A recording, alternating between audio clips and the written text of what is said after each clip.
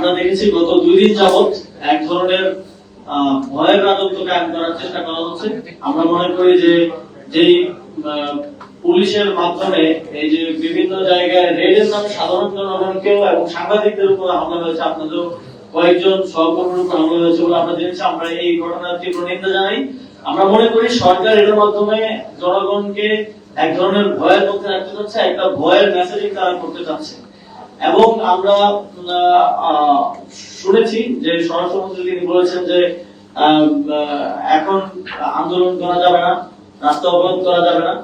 আমরা দেখছি যে অন্তর্বর্তীকালীন সরকারের সময় অনেক অযৌক্তিক এবং বিভিন্ন কারণে ছোটখাটো কারণে রাস্তা অবরোধ হয়েছে। আমরা সেটাকে অবশ্যই সমর্থন করি না এবং আমরা মনে করি যেহেতু একটি নতুন সরকার গঠন হয়েছে তাদেরকে তাদের কাজ করার ক্ষেত্রে এতটুকু সহযোগিতা জনগণের পক্ষ থেকে করা উচিত যে অকারণে অযোচিত ভাবে যদি কেউ রাস্তা অবরোধ না করে। কিন্তু একই সাথে কারো যৌক্তিক দাবিতে আন্দোলন করার, ভয়েস রেজ করার, কথা বলার অধিকারকেও আমরা কোনোভাবেই যেন হ্যাম্পার না হয়, কথা বলার অধিকার বঞ্চিত না হন সেটা নিশ্চিত করা আমাদের দায়িত্ব। এবং আমাদের সংবিধান দেশের প্রত্যেক নাগরিককে এই অধিকারটা দেয়।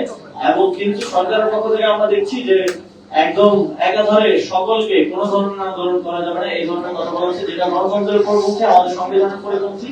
এবং আমরা এই ধরনের অ্যাপ্রোচ আগে সরকারের সময় দেখেছি যে বিরোধী দলমত যে কোনো কিছু নিয়ে নামলেই দলমত নির্বিশেষে সেগুলোর উপর দমন চালানো হতো।